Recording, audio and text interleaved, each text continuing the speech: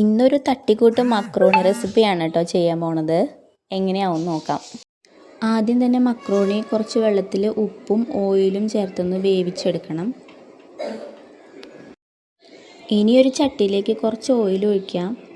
അതിലേക്ക് അരിഞ്ഞു വെച്ച സവാള, കുറച്ച് പച്ചമുളക്, പിന്നെ ഇഞ്ചി വെളുത്തുള്ളി പേസ്റ്റ് ഇത്രയും ചേർക്കാം.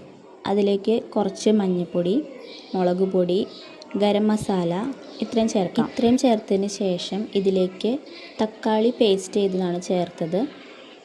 പിന്നെ കുറച്ച് ടൊമാറ്റോ സോസും കുറച്ച് സോയാ സോസും കൂടി ചേർത്ത് കൊടുക്കണം. എന്നിട്ടൊന്ന് മിക്സ് ചെയ്യണം. ഇതിലേക്ക് കോൺഫ്ലവർ വെള്ളത്തിൽ മിക്സ് ചെയ്താണ് പിന്നീട് ചേർത്ത് കൊടുത്തത്.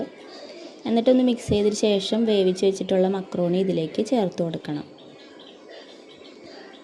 എന്നിട്ട് നന്നായിട്ടൊന്ന് മിക്സ് ചെയ്തെടുത്താൽ നമ്മുടെ മക്രോണി പാസ്ത റെഡി ആയിട്ടുണ്ട് കേട്ടോ. ഇനി ഇതൊന്ന് ടേസ്റ്റ് ചെയ്ത് നോക്കാം. ഞാനിത് കഴിച്ച് നോക്കിയിട്ട് എനിക്ക് കുഴപ്പമൊന്നും തോന്നില്ല കേട്ടോ. നല്ല ടേസ്റ്റ് ഉണ്ടായിരുന്നു കഴിക്കാനായിട്ട്. അപ്പോൾ ഓക്കെ, ബായ്. അടുത്തൊരു വീഡിയോയിൽ കാണാം.